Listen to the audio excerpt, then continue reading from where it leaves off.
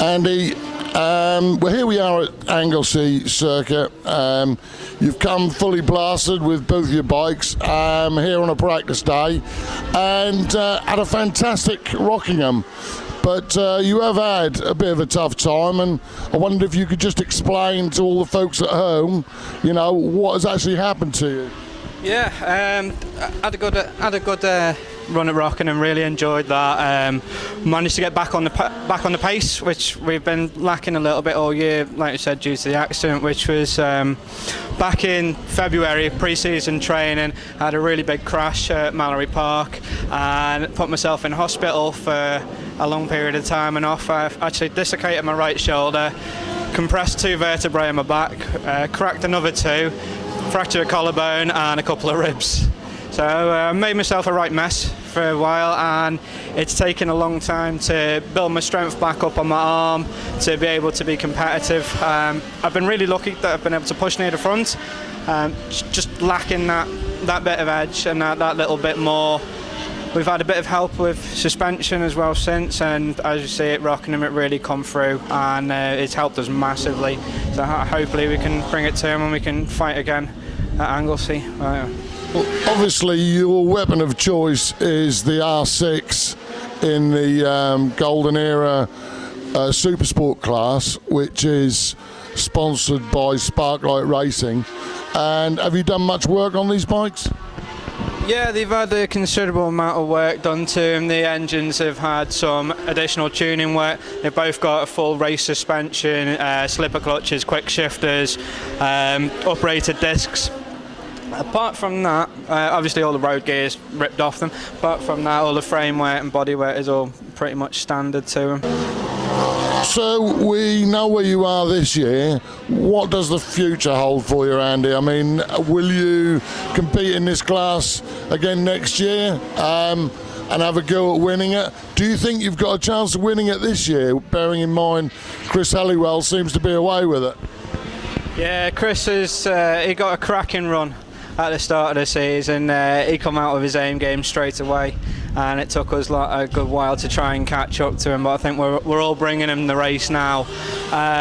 It's going to take a big mistake from Chris for us to get anywhere near now. I think he's got a massive lead on the points. I think at the minute what we're going to do is I'm going to try and defend, try and keep second. That's going to be hard enough because we've got Ryan and Nick, and they're both on fire. They're both really, really quick lads.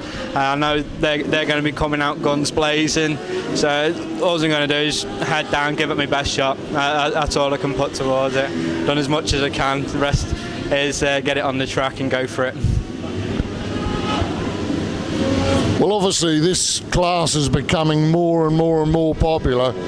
It'd be lovely for you to get second this year, and I think coming back from the injuries you've had, it'll be a real feat to do that, and certainly give you something to go for next year. But obviously you have to think, on the other hand, there's going to be some other talented lads come in as well, so I take you've taken that all into account. Yeah, we take it into account. I've already seen Rob's going to be coming back for next year.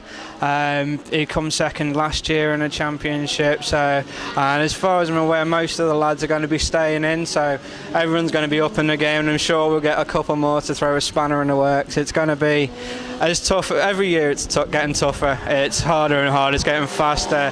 The level of competition's crazy. But that's one of the reasons that we come to Thundersport, because it's the best competition we can get.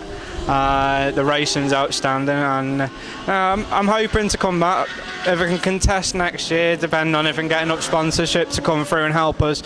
I want to do the full season and go for it again. I'm just gutted that I couldn't do the whole season this year. I reckon I could have got a bit closer to Chris, and hopefully give him a bit more of a push for that championship.